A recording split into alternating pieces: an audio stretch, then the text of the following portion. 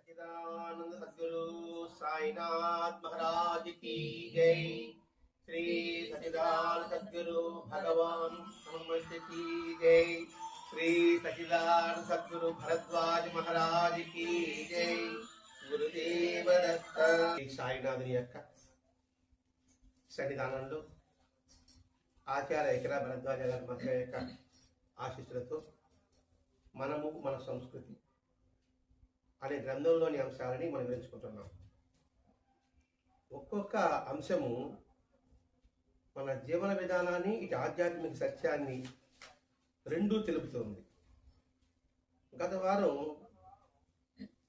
సామ్రాట్ కటీలు ఎందుకని అంతరార్థం ఏమిటి, తర్వాత విభూది యొక్క పరమార్థం ఏమిటి, ఆ విభూదిలో నుంచి ఊదిలోన సంకేతం ఏమిటి, విభూదిలో ఊది అంటారు. మామూలుగా అగ్నిలో ఏది పడేస్తే ఏమొస్తుంది, బూడిద అంటున్నాం. తర్వాత భస్మం అంటున్నాం. ఆ తర్వాత దాన్ని విభూది అంటున్నాం. తర్వాత దాన్ని ఊది అంటున్నారు. మరి ఈ విభూది ఊదిలోని భావం ఏంటి, సంకేతం ఏమిటి, అసలు ఊదిలోని సంకేతం ఏమిటి అంటే ఒక్కొక్క పదంలో ఒక్కొక్క అర్థంలో సంకేతాలు కొన్ని ఉంటాయి. నేను సత్సంగంలో చెప్పుకున్నా, ఎర్రగడ్డలు తినవచ్చా తినకూడదా, కొందరేమో తినొచ్చు అన్నారు, కొందరేమో తినకూడదు అన్నారు.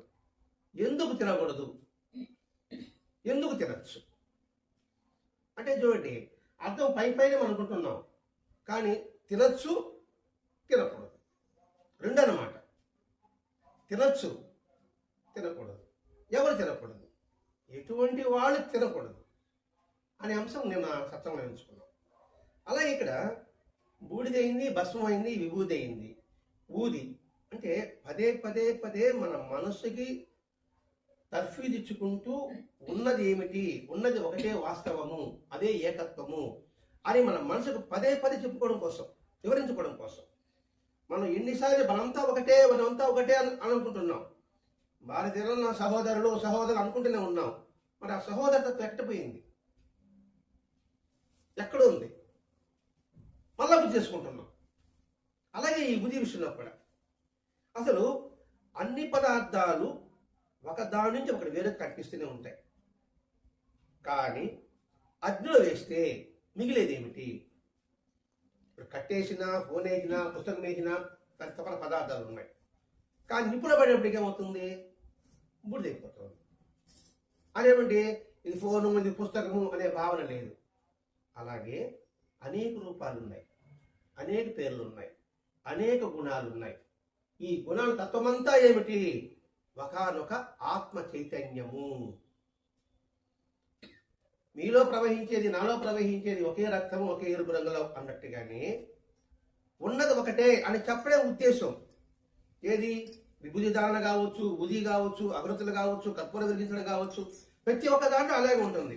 అంటే పదే మనం గుర్తు చేసుకోవాలి. భారతదేశము నా మాతృభూమి అంటే ఏంటి, ఈ భారతదేశం అంతా కూడా మా తల్లి యొక్క ఇల్లు అనే పదే ఎందుకు రోజు ప్రతిజ్ఞ చేపిస్తున్నారు స్కూల్లో అంటే గుర్తుండడం కోసం, గుర్తుపెట్టుకోవడం కోసం. కనీసం స్కూల్లో ఉన్నంత వరకైనా అటువంటి తత్వంతో ఉండాలి అనే భావన కోసం ప్రతిజ్ఞ చేపిస్తున్నాం. అదే నా సహోదరులు అంటున్నాం, నేను దేశంలో ప్రేమించున్నాను అంటున్నాం, నా దేశంలో సర్వ సంపద ఉంది అంటున్నాం, దాన్ని నేను అర్హత సంపాదించాలి అని అంటున్నాం, ఆ తర్వాత తల్లిదండ్రుల్ని, గురువుని పూజించాలంటున్నాం అని ఒక్కొక్క విధం మా దేశ సంపద చాలా గొప్పది అంటున్నాం. ఎందుకు పదే అందుకోసం అండి. ఇవి చెప్పుకున్నాం కదా, మన ఊది అంటే ఏమంటే వేరే కనిపించినప్పుడు కూడా నిప్పులో వేస్తే మిగిలేదు బూడిద. ఆ బూడిద అవుతానే అంతకుముందు దాని రూపం ఉంటుందా, గుణం ఉంటుందా, పేరు ఉంటుందా, ఉన్నది. తన ఉనికిని కోల్పోతుంది. ఇప్పుడు అగ్ని అన్నాం, అగ్నిని జ్ఞానంగా పోల్చుకుంటాం, లేకపోతే గురువుతో పోల్చుకుంటాం. ఎప్పుడైతే ఆ జ్ఞానంలో అనేక మంది ఐక్యమైనప్పుడు మనమనే స్ఫురణ ఉండదు. కొంచెం జాగ్రత్త అర్థం చేసుకోవాలి. ఇది మాస్టర్ కొంచెం ఇదిగా ఇచ్చాడు, మనకు అర్థమైతే మనం చెప్పుకోవాలి. ఇక్కడ జ్ఞానానికి ఎప్పుడైతే ఉంటుందో నేను అనే స్ఫురణ ఉండదు, నాదనే స్ఫురణ ఉండదు. ఇంతకుముందు ఎవరు పలకరించేటప్పుడు మీ దేవుడు అంటారా? ఏమంటారు తెలుసా? మన దేవుడు అండి అని చెప్తారు. మీ ఊరే అనరు, మన దేవుడు అండి. పదం చూడండి ఎలా ఉంటుందో. అప్పుడు సంస్కారం ఉంది, ఇప్పుడు కాస్త పోయింది. నీ దేవురయ్యా అంటాం. అప్పుడు అందరూ ఆప్యాయతగా అక్క, బావ, మామ ఈ పిలుపులే. మీకు తెలుసు తెలియదు, అడుగు మీ అమ్మ అడిగి చెప్తారు. ఎక్కడైనా సరే అక్క, బావ, మామ, ఏం బావా, ఏం అక్క, ఈ పిలుపులు తప్ప పేరు పెట్టి కూడా పిలవరు. ఇప్పుడు మన దేవుడు అన్న పదం పడతారు కానీ మీ దేవుడు పదం వాడేవారు లేదు. మంది అంటే ఏమిటి? అక్కడ మనం ఒక కుటుంబం, అది అడగట్టుపోయింది. అందుకే మాస్టర్ గారు మన సంస్కృతి పుస్తకం రాశాడు ఇక్కడ. ఒరేది అడగట్టుపోయింది ఆయన, కనీసం ఈ సత్సంగంలో ఉన్న వాళ్ళైనా వేరేనే భావం లేకుండా మనమనే భావం ఉంచుకుందాము అని ఈ బుద్ధి గురించి చెప్పుకుంటూ వస్తున్నానండి ఇక్కడ. ఇప్పుడు ఇంతకుముందు మన ఎవరికి వారు ఏమన్నా తీరే సత్సంగంలో వచ్చిన తర్వాత మనకి ఏమైనాము? మనం ఒకటే అని భావన వచ్చిందా లేదండి? అది ఇంతకు సాధారణ గుణాలు పోయినాయి. మళ్ళీ రూపాలు వేరుగా ఉండొచ్చు, రూపం గుర్తురాదు. మనందరం సత్సంగ సభ్యులము, గురుబంధువులము. ఎందుకు యూనిఫామ్ పెడితే అబ్బాయి అంటే ఆయన అంటాడు, ఇది మనోడు ఎవరు ఉన్నారు ట్రైన్ అంటాడు ఆయన. ఫస్ట్ సరిగ్గా పూగోలు పెట్టేప్పుడు ఒక తెలియదు, ఇప్పుడు ఇది మనోళ్ళుగా ఉండాలి అంటున్నాడు ఆయన. కొత్తలో మనోళ్ళ పని ఎట్ట వాడాడు ఆయన? ఇదండి ఇది కాదు. ఇది మన ఆధ్యాత్మిక సాంప్రదాయం ఏం చెప్పారండి మహర్షులంతా కూడా, అనేక విధాల ద్వారా మనమంతా ఏకత్వం కలిగి ఉండాలి అని చెప్పడే ఉద్దేశం అండి. అది మనం మర్చిపోయినాం, ఎవరికి వారే అని అనుకుంటున్నాం. ఇక్కడ అలా ఏర్పరుస్తున్నారు ఇప్పుడు స్వార్థ ప్రయోజనాల కోసం. ఆ స్వార్థాన్ని నిస్వార్థాన్ని తీసుకురావడం కోసమే మాస్టర్ గారు మనకి సప్తంగాన్ని ఇచ్చాడు. దానికి బాబాని మనకి ఎదురుగా పెట్టాడు. అంటే అది మొత్తం ఏం తర్వాత రూపాలు కోల్పోద్ది, బూడిదే ఉంటుంది. జ్ఞాన భక్తి వైరాగ్య స్వరూపం అనేది అగ్ని. అగ్ని ఎటువంటిదంటే జ్ఞాన స్వరూపము, భక్తి స్వరూపము, వైరాగ్యం స్వరూపము. ఇక్కడ జ్ఞానం అంటే పుస్తకాలు చదివితే వచ్చే జ్ఞానం కాదండి, చదవడితే వచ్చే అది జ్ఞానమే కాదు. చదువులో ఉన్న మరణం తెలుసుకోవడం జ్ఞానం. ఇప్పుడు సత్సంగము అనుకోండి. సత్సంగం అంటే ఏమనుకున్నాం? మనకు ముందు కూడా మంచి సంఘం అనుకున్నాం, అంతే కదండి. కానీ అది మరణం ఏంది? సత్యముతో సంగమం. అంతేగాని మంచి సంఘం ఏది? మంచి సంఘమో ఇది మంచి సంఘమే. అలా మందు కొట్టేవాళ్ళు కూర్చుంటే అది మంచి సంఘమే, దూదమాడి ఉంటే అది మంచి సంఘమే. ఇప్పుడు ఎంత అర్థం తెలుసుకున్నాము? ఆ సత్యం మనం అలా అనమాట. ఇక్కడ జ్ఞాన భక్తి అంటే, జ్ఞానం అంటే పుస్తకాల్లో ఉండే చదువు కాదు, వాస్తవం అంటే తెలుసుకోవడం. ఇక్కడ మనకు వాస్తవం ఏమిటి? మనం ఎవరము కూడా వేరు వేరు కులాల వాళ్ళం కాదు.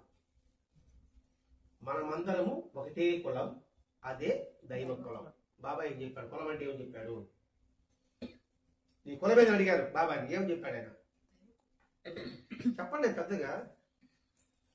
దైవ కులం అని చెప్పాడు. దైవం అంటే జ్ఞానం. జ్ఞానానికి ఏ కులం ఉంది? మీకు జ్ఞానం అంటే మీరు డాక్టర్, ఇప్పుడు డాక్టర్ అనుకోండి, అనేక రకాల వాళ్ళు ఉంటారు, అనేక జాతుల వాళ్ళు ఉంటారు. మనం డాక్టర్ని పిలుస్తామా, జాతిని పెట్టి పిలుస్తామా? అదండి ఇక్కడ చెప్పారు. అది నిజమైన జ్ఞానం అంటే. ఏం సార్ డౌట్గా ఉంది ఏమన్నా? అని అందరిలో ఉన్న ఆత్మ ఏదో, ఆ తత్వం ఏదో తెలుసుకో అంటే నేను శరీరం కాదు. కాబట్టి అది గ్రహించడమే. అగ్ని మొదట క్షణం దీన్ని తెలుసుకోవడం ద్వారా మొత్తం అజ్ఞానం దొరికిపోతుంది, జ్ఞానం వస్తుంది. అజ్ఞానం దొరికిపోవడం అంటే కత్తి కావచ్చు, ఇంకోటి కావచ్చు, దాని ఉనికి కోల్పోతాం. వచ్చేది జ్ఞానం. కొంచెం డీప్గా అర్థం చేసుకుంటున్నాం, ప్రయత్నం చేస్తున్నాం. అంటే ఉదికి ఏ లక్షణం ఉంది, దాని సంకేతం ఏమిటి అని చెప్పుకోవడానికి ప్రయత్నం చేస్తున్నాం. అంటే ఏది శాశ్వతమో తెలుసుకోవడమే జ్ఞానం. అది అగ్నిలో ఉంది. అందుకని అగ్ని జ్ఞాన స్వరూపము, 2 భక్తి స్వరూపము. అంటే ఇక్కడ భక్తి అంటే అంతఃకరణ శుద్ధికి. చెడిమడిన కాగితాలు ఉంటాయి, చెత్త చెత్త మనం భోగి మట్టేసాం. చెడిమడిది మంచి వేసినా కూడా అంత తెల్లగా బూడిదేదా లేదా, అది జ్ఞానతత్వం. అంటే అంతఃకరణ శుద్ధి చేసుకోవడమే జ్ఞానతత్వం, బాహ్య శుద్ధి కాదు.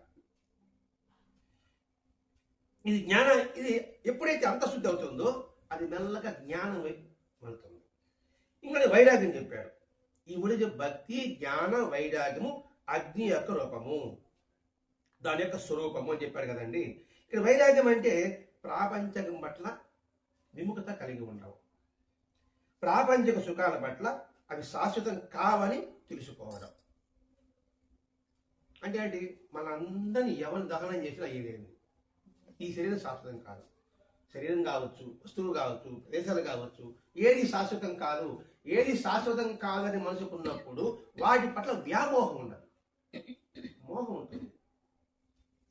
మోహం వేరే, వ్యామోహం వేరే.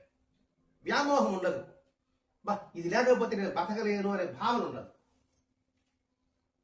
ఆ ధైర్యాన్ని కల్పిస్తుంది అనమాట. అది ఆధ్యాత్మికాలండి, ఇటు వైరాగ్యం అనండి. అలా మెల్లమెల్లగా ఆసక్తి తగ్గిపోవడం, అది వైరాగ్యం. ఇది జ్ఞానానికి మొదటి మెట్టుగా చెబుతూ లోక బంధనాలపై ఆసక్తి తగ్గిపోయి మనసు స్థిరంగా ఉండడం వైరాగ్యం.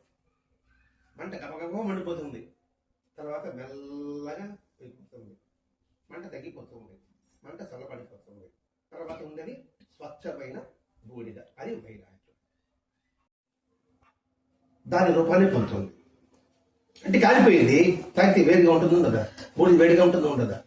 అదే నీరు అనుకోండి, నీరు దాన్ని కలిసింది అనుకోండి, ఆవిరి అయిపోతుందా లేదా, ఆవిరి కూడా మనకి సగం ఉంటుందా ఉండదా. అంటే అగ్నితో కలిస్తే ఆ స్వరూపం అయిపోతుంది. దాన్నే సారూప్యం అంటారు. అంటే భక్తులు 4 సార్: సాలోక్యము, సామీప్యము, సారూప్యము, సాయుధ్యము. సారూప్యం అంటే ఏంటంటే ఆయన మనము ఒకటే, అంటే ఆ రూపము మన రూపం ఒకటే. సాలోక్యం అంటే ఏంది, ఆయన రూపంగా కలిగి ఉండడం. సామీప్యం అంటే ఆయన శరీరంలో ఉండడం. సారూప్యం అంటే ఆయన రూపం మనం అయిపోవడం, మన రూపం ఆయన అయిపోవడం. ఇంకా సాయుధ్యం అంటే మమేకం కావడం, అంటే విశ్వచైతన్యం కావడం. ఇప్పుడు ఆ నిప్పుతో ఏది చేరితే ఆ లక్షణం ఎలా అయితే వస్తుందో, అలాగే జ్ఞానితో చేరితే అటువంటి లక్షణం నీకు వస్తుంది. అది మంచి వాళ్ళు సావాసం చేయమంటారు కదండి, మంచి బుద్ధులు వస్తాయి. ఆ చెప్తున్నాను. నీరు కూడా ద్రవ రూపాన్ని కోల్పోతుంది, వాయు రూపంగా మారిపోతుంది, అయినా దానికి చల్లదనం అనేది ఉండదు. అందుకే అగ్నికి సర్వభక్షకుడు అని పేరు. సర్వభక్షకుడు అంటే అన్నీ దాన్ని తీసుకుంటాడు, ఇంకా వేరే ప్రతి ఒక్కటి తీసుకుంటాడు. సర్వాన్ని తనను లీనం చేసుకునే జ్ఞానం, భక్తి, వైరాగ్యాలతో సామరస్యం కలిగి ఉన్నది అగ్ని. అంటే భగవంతుని యొక్క లక్షణాలతో కలిగి ఉంది అగ్ని. బాబా చూడండి, అందరినీ ఒకే దృష్టి చూస్తున్నాడా, వేరే వేరే చూస్తున్నాడా? భగవంతుని లక్షణాలు ఏమిటి? సమదృష్టి, అందరి పట్ల సమభావం కలిగి ఉన్నాడు, అదే కదండి. అగ్ని కూడా సెల్ ఫోన్ దీన్ని కాల్చకూడదు అనుకుంటుందా?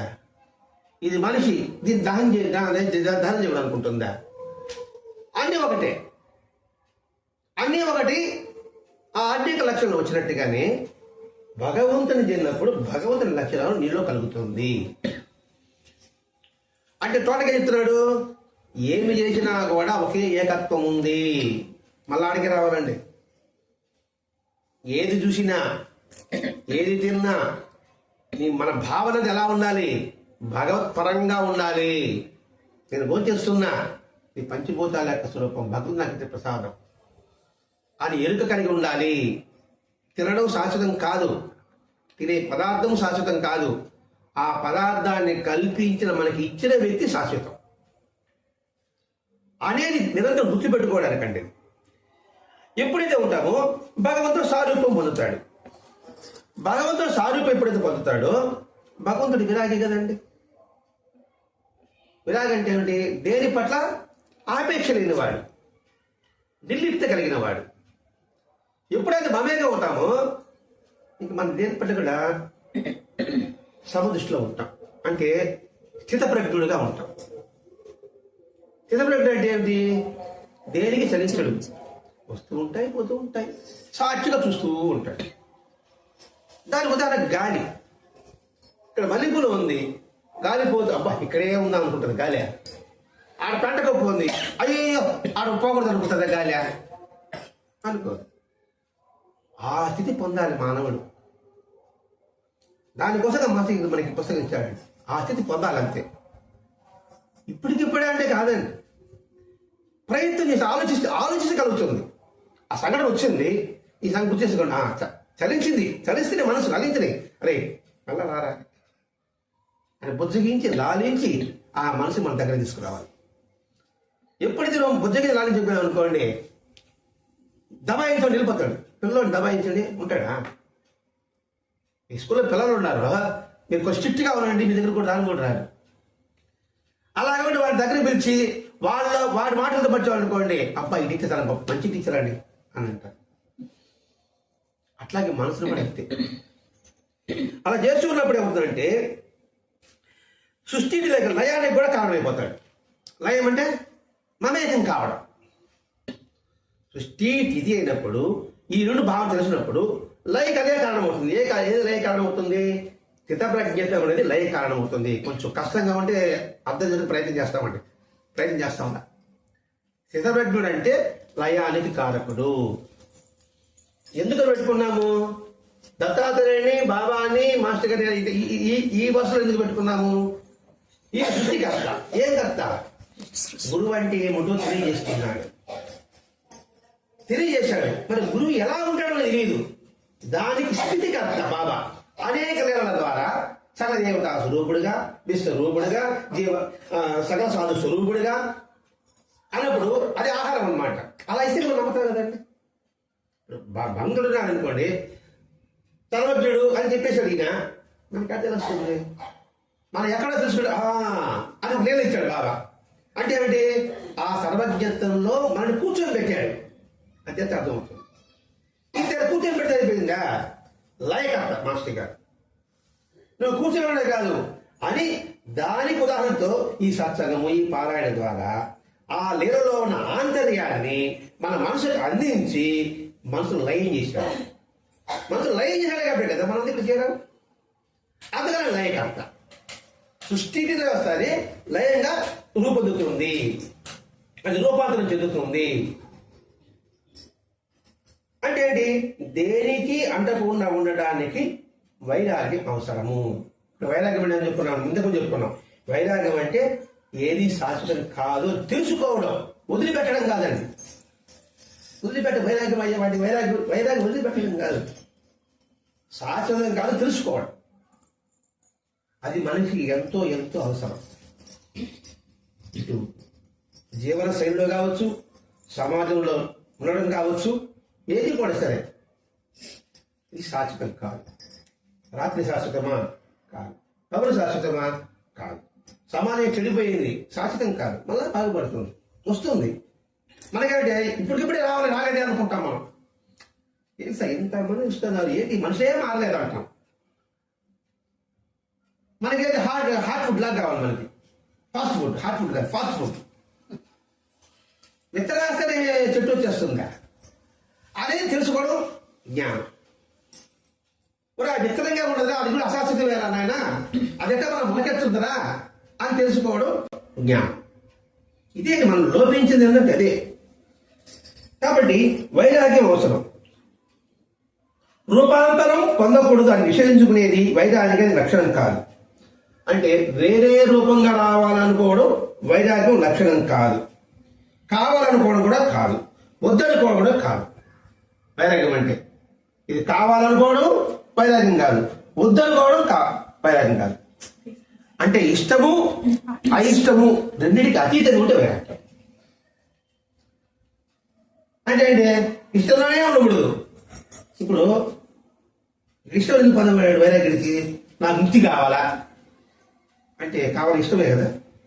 నాకు మోక్షం పొందాలా, అది ఇష్టమే కదా.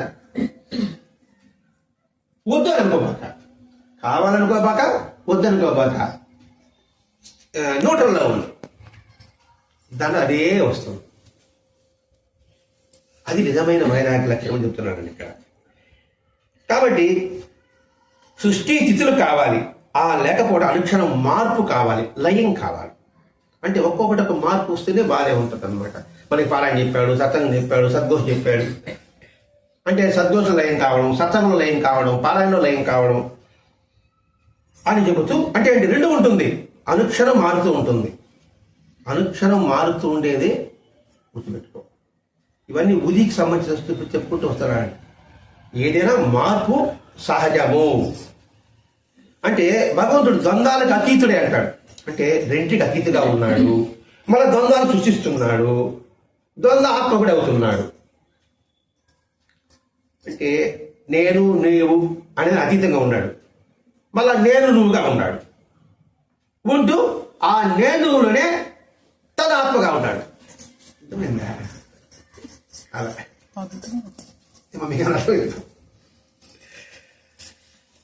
అన్నిటికీ దూరంగా ఉన్నా నేను, దూరంగా ఉన్నా మళ్ళా రెండుగా కనిపిస్తున్నా దానికి అంటపడి ఉంటాను. మళ్ళా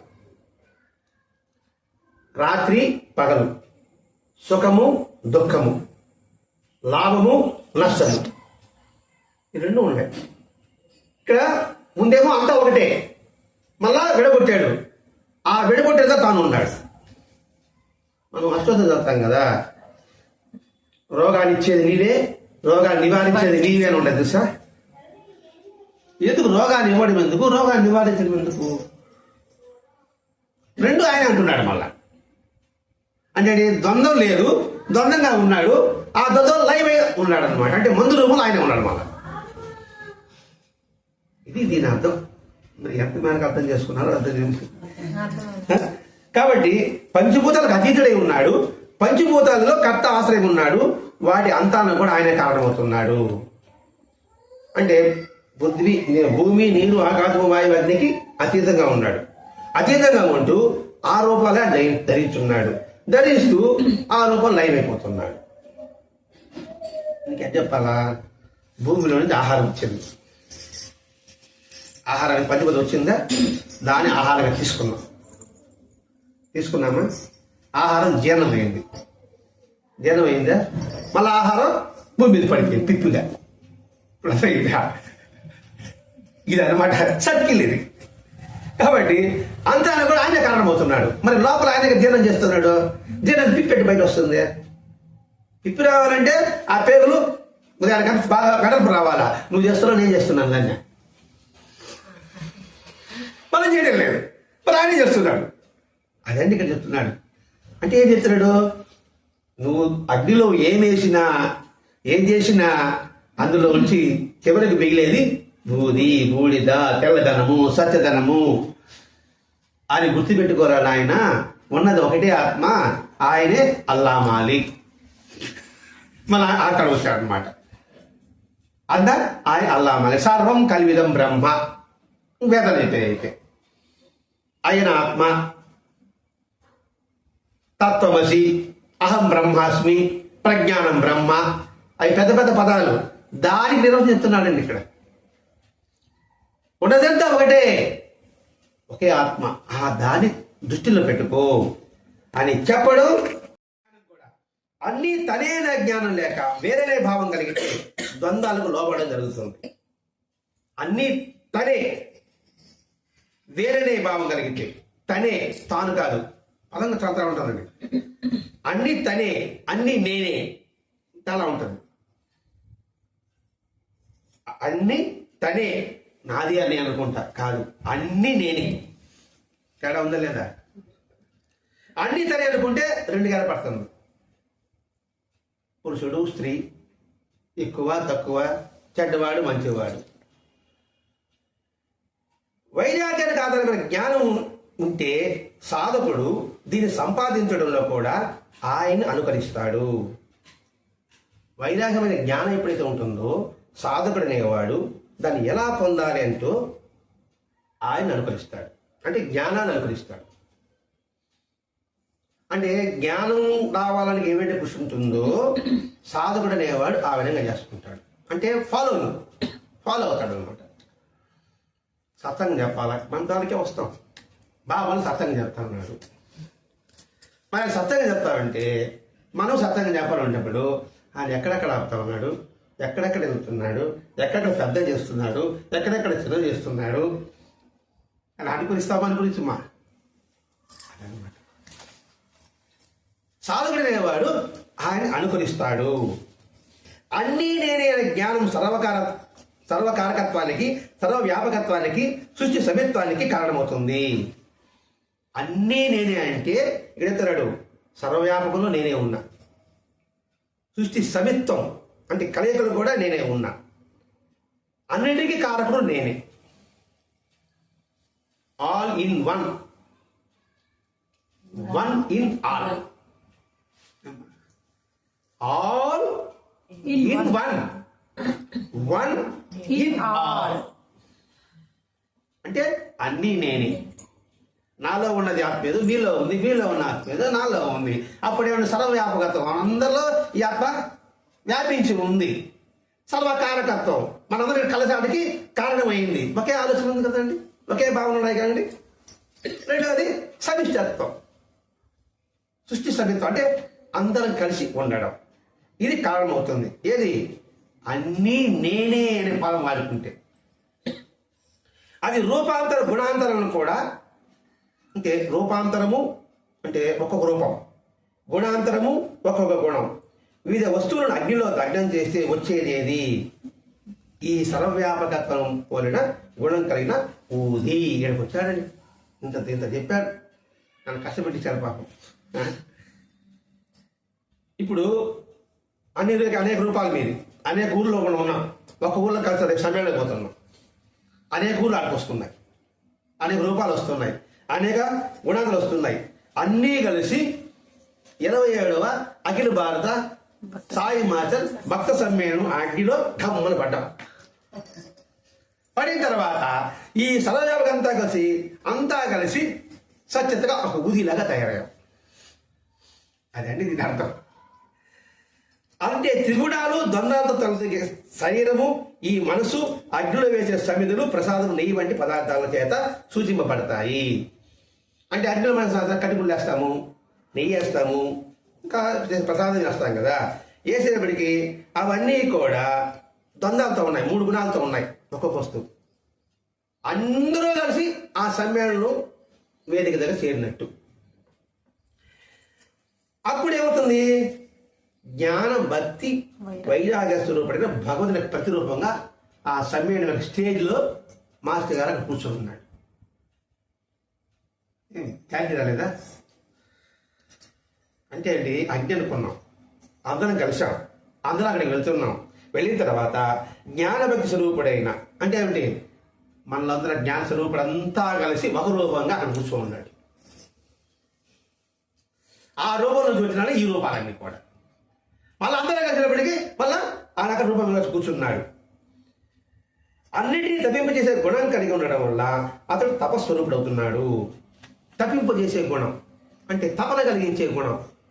అంటే నేను ఉన్నది పొందాలనే తపన, లేకపోతే ఆరాటం, లేకపోతే ఆసక్తి అలా కలిగి ఉండటం వల్ల వాడు తపస్వరూపుడైపోతున్నాడు. దాని భ్రమణ కీటకం.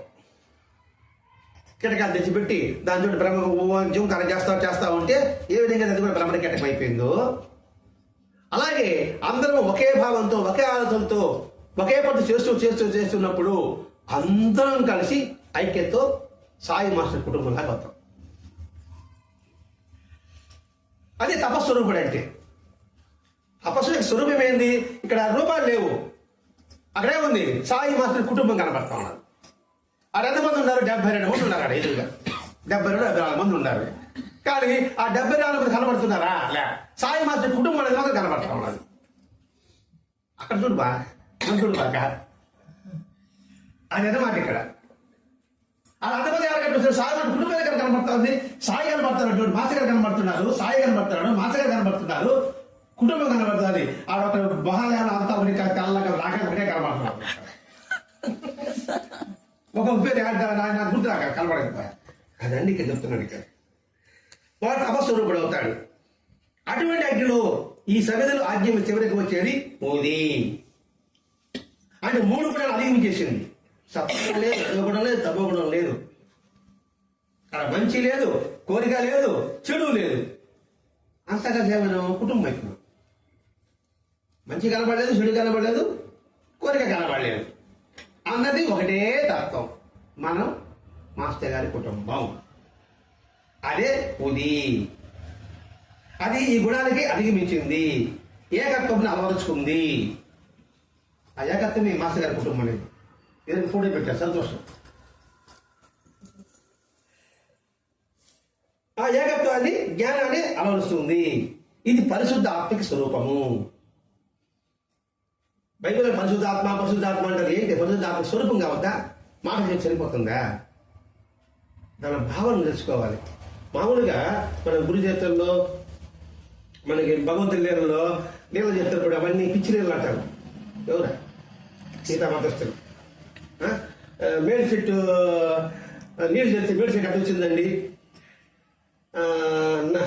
నంది శర్మకి నీళ్ళ ముడిచి పుస్తకం కట్టిపోయిందండి అని విమర్శిస్తాంలా. మరి బైబిల్లో పాత నిబంధనలో ఎలీషా ప్రవక్త దగ్గరికి ఒక సైనికుడు కుష్ఠరోగంతో వస్తే బురద నీళ్ళు మునగరా అంటాడు. బురద నీళ్ళు మునిగితే అది కుష్ఠరోగం పోతుంది. మన కిరాసా చర్చలు వస్తాయి. పోతే వాడు డబ్బు దశకమిస్తాడు, నాకెందుకు డబ్బు దశకం అంటాడు. ఆ తర్వాత ఏం చేస్తాడు? వెళ్ళిపోయిన తర్వాత షాప్ ఉంటాడు కదా, ఆ డబ్బు కొట్టాలని ఆయన తమ్మని చెప్పి డబ్బు తీసుకుంటాడు. నువ్వు తీసుకున్నా నీకు ఆ కుష్ఠరోగం నీకు వస్తుంది అన్నాడు. మరి ఇది వాస్తవం ఉన్నా కదా? ఇది మాత్రమేనా? మరి దీన్ని మాత్రం విమర్శిస్తాను చూసిన. మీకు లోతుగా అర్థం చేస్తే అన్ని ఒకటేమ్మా. మరి ఈ నీళ్ళు దీని సంగతి చెప్పండి. మరి బురద నీళ్ళు పడితే ఇది పాత నిబంధన ఉందా లేదా? మాస్టర్ గారి పుణ్యం అంతా మనకు తెలియదు. ఇదే వాసుదేవ సరస్వతి చరిత్రలో ఉంది. వస్తాడు, ఒక జబ్బు దొరుకుతుంది, వాళ్ళ తమ్ముడు పోయి దానం తీసుకుంటాడు, దానికి వాడికి ఆ వ్యాధి వస్తుంది. స్టార్టింగ్ ఉంది కదా, అర్థం చేస్తున్నారు. 7 రొట్టెలు 5 చేపలు కొన్ని వేల మంది తిన్నారన్నారు. మరి మహాభారతంలో జరగలేదా? అదేంటి మనం గుర్తించుకోవాల్సిన అంశం అది. కాబట్టి ఎందుకు చెప్తున్నాము? పరిశుద్ధ ఆత్మకి స్వరూపం ఏదంటే సమత్వం కలిగి ఉన్నవాడు మాత్రమే పరిశుద్ధాత్ముడు. ఆ పరిశుద్ధానికి కులంతో, మతంతో, జాతితో, రూపంతో, గుణంతో, పేరుతో సంబంధం లేదు. అగ్నిలో పడ్డట్టుగా అగ్నిలో ఏది పట్టినా కూడా నీకు బూడి అవుతుందా లేదా? అదండి, అది మనం ఉది పెట్టుకునేటప్పుడు ఆ భావం ఇది ఉది, ఇందులో ఇంత పరమార్థం ఇందులో ఉందా అని తెలుసుకోవడం కోసం మాస్టర్ గారు ఇంత కష్టపడ్డాడండి. ఆయన కష్టం సరే, వీడి ఇంకా కష్టపడతారండి. చెప్పరా ఆ హోమంలో అగ్నిలో సమయం వేసి గుది కింద మార్చేది ఎవరు? మాకు శక్తి కావాలి కదా. దానికే భగవంతుడు చెప్పాడు, ఒరే ఆజ్యం నేనే, హోమాను నేనే, అగ్ని నేనే, హుదమైన నేనే అని కృష్ణుడు చెప్పాడు కదండి. అన్నీ ఆయనే, నన్ను పలికించేది ఆయనే, చూపించేది ఆయనే, వినిపించేది ఆయనే అని గుర్తుపెట్టుకున్నప్పుడు అహం ఉంటుందా? నేను నాదని ఉంటుందా? నేను 10 బంగాళాలు కొన్నాను అంటున్నది నీ 100 నువ్వేనా 10 బంగాళాలు కొన్నాను, నేను జ్ఞానం 10,000 కొంటావరంట. అంతే కదా. మరి 10 బంగ్లాలు కొనడానికి నాకు అవకాశం ఇచ్చాడు. ఒక బంగ్లా మీరు కొనాలన్నారు, నేను అమ్ముతా అన్నారండి, తర్వాత అమ్మలన్నారండి, తర్వాత అమ్ముతానన్నారండి. అది ఎవరు అమ్ముతాము మళ్ళీ ప్రేరేపించేది? ఆయన ప్రేరేపించారు మీకు అని ఎరుక కలిగి ఉండు. రొమ్ము విరుచుకోబాక, నేను నా గొప్ప నీ సంగతి అని చెప్తున్నాడండి. ఇప్పుడు జీర్ణశక్తి రూపంలో నేను ఉన్నానని కృష్ణుడు చెప్పాడు. దాని అర్థం ఏంటి? మన దేహంలోనే అనేక మంది దేవతలు ఉన్నారు. సూర్యుడు ఉన్నాడు, చంద్రుడు ఉన్నాడు, ఇంద్రుడు ఉన్నాడు, బ్రహ్మ ఉన్నాడు, ఈశ్వరుడు ఉన్నాడు, మహావిష్ణువు ఉన్నారు, సకల శక్తి దేవతలు అంతే ఉన్నారు. మరి ఎంతమైన బుద్ధి పెట్టుకుంటున్నాం? నాకు దేహంలో ఇంతమంది దేవతలు అంటే మీ అందరి దేహాల్లో దేవతలు ఉన్నారు కదా. అది గుర్తించినప్పుడు ఏ దేవతను నువ్వు కించపరుస్తావు, ఏ దేవతను అవమానిస్తావు, ఏ దేవతను నిందిస్తావు అనేది చెప్తున్నాడు ఇక్కడ. అందుకే బాబా చూడండి నిరంతరం ఎందుకు అగ్ని వైపే చూసేవాడు, ఆ పదం ముందు అగ్ని వైపే చూసేవాడు అన్నాడు. అందులో మాస్టర్ గారు తన ఆహారం దగ్ధం చేస్తున్నాడు అని ఒక దగ్గర రాస్తున్నాడు. నిరంతరము అందులో ఉది శాశ్వతము అని ఇంకొక పైన రాస్తున్నాడు. అంటే మన ఎదుక కోసం అండి. అందుకే మనం సత్యం చెప్పుకున్నాం. ఎందుకు అగ్ని ప్రత్యేకత ఇచ్చారు అంటే వేదంలో చెప్పారు కాబట్టి. వేదంలో ఋగ్వేదంలో మన గురుచిత్తులు వస్తుంది చూడండి, అగ్నిమిడే పురోహితం అనే పదం వస్తుంది. దాంతో స్టార్ట్ అవుతుందంట వేదం అంతా కూడా. అగ్నిమిడే పురోహితం అగ్నితో ప్రారంభమవుతుంది. ఎప్పుడవుతుంది? నృసింహ సరస్వతి మాటలు రాదు, ఉపనయనం చేస్తాడు. చేసినప్పుడు గాయత్రి వస్తానే ముందు ఆ మంత్రంతో ప్రారంభిస్తాడు. అంటే వేదంలో మొట్టమొదటి అగ్ని. అందుకని ఆ అగ్నిని మనకి బాబా చెప్పాడు, వెంకటేశ్వర చెప్పాడు, దినిమరాజు చెప్పారు, రాగాడి బాబా చెప్పారు. ఇవేం చెప్పకుండా అగ్నికి అంత ప్రాశస్త ఉంది అని చెప్పడం. అందుకోసం బాబా నిరంతరం అగ్నిని చూస్తూ ఉండడం. అంటే భక్తులు సాధకులు హోమం చేసేది అందుకే. మామూలుగా నిరంతరం అగ్నిని వెలిగించాలి, సాధకులు అనేవాడు నిరంతరం అగ్నిని వెలిగించాలి, అది సాంప్రదాయం. కానీ కాలాంతరంలో ఎవరు ఎలా వీలవుతుందండి? వీళ్ళడానికి అవకాశం లేదు. అందుకే మనం వంట చేసేటప్పుడు కావచ్చు ఇది అగ్ని స్వరూపము అనే భావన కలిగి ఉంది. భక్తి జ్ఞాన వైరాగ్యాలు 3 పేర్లతో చెప్పబడే ఒకే భగవతత్వానికి విశేష లక్ష్యమే అగ్ని. అంటే ఈ 3 కూడా అందులో ఉంది అని చెప్పడం ఉద్దేశం అండి. దానితో ఏ మనసు సంపర్కం పొందినా ఆ మనసు తను లీనం చేసుకోవడమే దాని యొక్క తత్వము. దేంతో సంపర్కం, దేంతో కలిసినప్పుడు అందులో మమేకం కావడం. ఎట్లా అంటే మనం టూరిస్ట్ బస్సులో పోతున్నాం, దావదగుంటలో 10 మంది, సాయినగర్లో 10 మంది, టూరిస్ట్ రేపు సమ్మేళనం పోతున్నాం కదా. ఆ టూరిస్ట్ అంటే ఎందుక ఇక్కడ ఒక 20 మంది, నాయపేటలో 25 మంది, సాయినగర్లో 15 మంది, సూర్యుపేటలో 10 మంది, చెన్నై నుంచి 4 మంది, అంతా కలిసిన తర్వాత మనం అందరం ఆచారపర సేవా సంస్థ అని ఉందా, వేరే ఉందా? అదండి మన మనసంతా కూడా ఒక లీనం అయిపోయింది. అందుకే సూర్యుపేట చంద్రబాబు కాదండి, ఆచారపర సేవా సంస్థ సభ్యులు వస్తున్నారని చెప్పేది. అందరూ మమేకం అయిపోయినారు కదండి. అదండి ఇక్కడ. ఇవి శ్రద్ధాభక్తులతో సేవిస్తే అదే ఫలితాన్ని మనం పొందుతాము. అదే ఫలితం అంటే ఏంటి? మమేకం అవ్వడం ఫలితం, మనసులో లీనమైపోవడం ఫలితం. ఏది? ఆ ఉదిలో ఈ భావాన్ని మనం తెచ్చుకోగలిగితే అదే ఫలితాన్ని పొందుతాము. అంటే అండి మనం లయమవుతాం. మనుషులు ఉన్నా లయమవుతాం, మనుషులు దూరంగా ఉన్నా మనసులలో లయమవుతాం. మనుషులు దగ్గరుంటే 2, మనుషులు దూరంగా ఉన్నా మనసు లయమైపోతుంది కదా. ఆ మనసు లయవడానికే ఇక్కడ ఉది చెప్పాడు. ఆ మనసు లయం కావడానికి సత్సంగం అని చెప్పుకోవాలి. అవునా కాదు? మన ప్రమాణ సత్సంగం. ఈ సత్సంగంలోనే మన మనసంతా లయమైంది, మన మనసంతా లయమైనాం.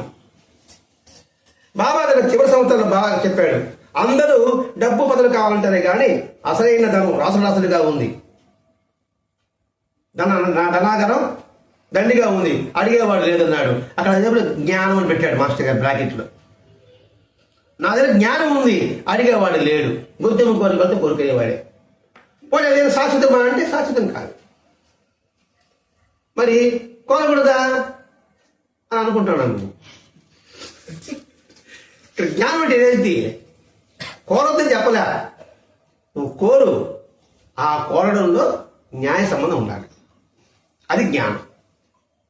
ఏం న్యాయ సంబంధం మనకు తెలియదు కాబట్టి బాబా మాకు ఏది మంచిది చెయ్యి అని చెప్పడం జ్ఞానం.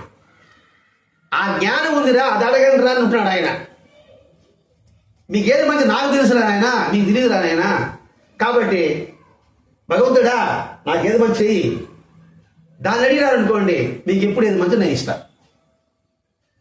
అని చెప్పాడు. ఎవరు తీసుకెళ్ళడం లేదు. దానికి అర్థం ఉదిలోని దివ్యశక్తి ద్వంద్వపూరితమైన కోరికలను తీర్చుకోవడానికి ఉపయోగించుకోవడంలో, ఊది కూడా అనంత శక్తిలో ఎంత అల్పవంతువో మనం వినియోగించుకుంటున్నాము. చూడండి, ఉది అంటే బాగా అనుకుంటాం గొప్ప శక్తి ఉంది అంటే గొప్ప శక్తి అయిన తర్వాత ఆయన దగ్గరికి పోయి ఒక కాసు ఇవ్వండి, ఆయన సర్వం ఇస్తే రెడీగా ఉన్నాడు. ఆయన ఒక చిన్న కాసు ఇవ్వండి చాలు అంటున్నాం. ఎంత అవివేకము! అలా వినియోగించుకుంటాం మనం దేవుణ్ణి. అది చేస్తారండి, అల్పమైన వంతులే వినియోగించుకుంటున్నాము. చిన్న చిన్న కోరికలే. ప్రయాణం అవుతుంది, నాకు బదులు సీటు దొరకాలి, క్షేమంగా పోరాడు ఉండదు, క్షేమంగా వెళ్ళాడు, నాకు బదులు సీటు దొరకాలి బాబా, అదిగా బాబా, అది అల్పవంతుల కోరిక. అట్లా ఉపయోగించుకుంటున్నాం. ఇక్కడ ఊదిరి ఎట్లా భగవంతుడు అలాగే ఉపయోగించుకుంటున్నాం. అంతేకాకుండా ఈ ఊదికి కూడా ఇంకో సత్యం ఉంది. ఏమంటే ఒకే రూపం ఉంది, జ్ఞానస్వరూపం కలిగింది. అది దేహాంతరం వేరే దేహాలు పొందినప్పటికీ కూడా తర్వాత ప్రాణికోటిలో కూడా ఒకేలా ఉంటుంది. ఇది అర్థం కావాలంటే మీరు నల్లగా ఉన్నారు, మీరు తెల్లగా ఉన్నారు, మీరు బుర్రగా ఉన్నారు, లావుగా ఉన్నారు, రక్తం ఏ రంగులో ఉన్నది, ఎర్రగా ఉంది. ఇది అర్థమైంది మనకు చాలు. పెద్ద పెద్ద వేదాంతాలు మనకు వచ్చు. ప్రాణికోటిలో ఒకేలా ఉంటుంది అన్నాడు, మనకి అర్థమవుతుందా? కాబట్టి మనలో రక్తం పత్తి ఎర్రగానే ఉంది, ఇంకా తెల్లగా ఉంది, ఉన్నా లేదు కదా, సంతోషం. అలా త్రిగుణాల ద్వంద్వాలకు లోపడ్డ శరీరం వేరువేరుగా కనిపించిన ఆత్మ ఒకటే, ఆత్మస్వరూపం ఒకటే. అది ఊదికి చిహ్నము. గుణాల ప్రభావం నుంచి ద్వంద్వాల ప్రభావం నుంచి వేరు చేసి లక్షణాన్ని గ్రహించడానికి బాహ్య సంకేతమే ఊది. ఊది దేని సంకేతం అని చెప్పుకుంటున్నామండి ఇక్కడ. ఊది దేని సంకేతం అంటే రూపానికి, గుణానికి, శరీరానికి అన్నిటికీ వేదం పంపేసి ఉన్నది ఒక ఆత్మ లక్షణము అనే బాహ్య సంకేతానికి ఊది. ఊది అంటే విభూది. విభూది అంటే భస్మం. ఎన్ని కాల్చినా ఏం చేసినప్పటికీ కూడా చివరికి తెలియదు అదొకటే. దీనినే సూచించేదే విభూది కూడా అని అంటారు. ఈ ఊదే సర్వార్థ సాధకము, సర్వ పాప హరము, సర్వార్థ సాధకము. లక్షాస్త్రం వస్తుంది. లక్షాస్త్రంలో ఈ సర్వార్థ సాధకం ఒకటి వస్తుంది. అంటే సర్వార్థక సాధక చక్ర ఏదో ఒకటి నాకు లక్షాలు తిరిగి తెల్లా సర్వాసాధక వస్తుందా రాదా అది. అంటే ఇక్కడ సర్వాసాధక అంటే ఇక్కడ భౌతికంగా ఆధ్యాత్మికంగా అన్ని అవసరాలను తీర్చే శక్తి ఆ లలితమ్మ, ఆ లలితాదేవి. సర్వశక్తికి అందరికి మూలం ఆమె. ఆమె అనుమతి లేదు మరి ఎక్కడికి ఏం కదలలేవు. అది శక్తి స్వరూపం. లలిత అనుకోబోతారు. లలితాదేవి తల్లి, లలితాదేవి శక్తి. ఆ శక్తి మనలో ఉంది. మరి మీరు ప్రేమిస్తారు నాపై ఉండాలి. ఆ శక్తి అన్ని అవసరాలను తీరుస్తా ఉంది అని చెప్పడమే లలిత శాస్త్రాలను ఏం చెప్పాడు ఇక్కడ భాస్కర్ గారు కూడా అదే చెప్పాడు. విషయాన్ని గుర్తుపెట్టుకుంటే ఆ విభూది, ఆ భస్మము, ఆ ఊది కేవలం బూడిది కాదు. అది దైవశక్తికి, పరిశుద్ధతకి, శాశ్వతానికి, సత్యానికి ప్రమాణము అని చెప్పేదే ఈ ఊది యొక్క తత్వం. మహారాజు ఊది ఊది అంటారు, మనం విభూది అంటాం, భస్మం అంటాం. అంటే ఆ ఊదిలో ఉన్న అంతరార్థం చెప్తున్నాడండి మాస్టర్ గారు. చివరిగా దీనికి తేల్చింది ఏదంటే ఈ ఊది దైవకి శక్తి ఉంది. 2 అంతఃకరణ శుద్ధి ఉంది. తెలుసుకుంటే అంతఃకరణ శుద్ధి అంటే ఏంటి? అన్ని కలిసిలో ఉండేది ఒకటే కదరా అనే భావం. శాశ్వతమైన సత్యం ఉంది. శాశ్వతం అదే. ఈ శరీరాలు, ఈ వస్తువులు ఇవేవి శాశ్వతం కాదు అని గుర్తుపెట్టుకునేదే ఆ ఊది. కాబట్టి ఉన్న సత్యాన్ని తెలుసుకోవడం కోసంగా మాస్టర్ గారు మనకి ఇలా సత్సంగ వేదిక ఒకటి ఇచ్చాడు, సమ్మేళన వేదిక ఒకటి ఇచ్చాడు. ఎక్కడ ఉన్నా కూడా మన వాళ్ళనే భావన మనందరికి ఇచ్చాడు. అది మన పూర్వజన్మ సుకృతం అని భావించుకుంటూ ఆయనకి శతకోటి ప్రణామాలు అర్పిస్తూ స్వస్తి. శ్రీ సచిదానంద సద్గురు సాయినాథ్ మహారాజ్ की जय। श्री सच्चिदानंद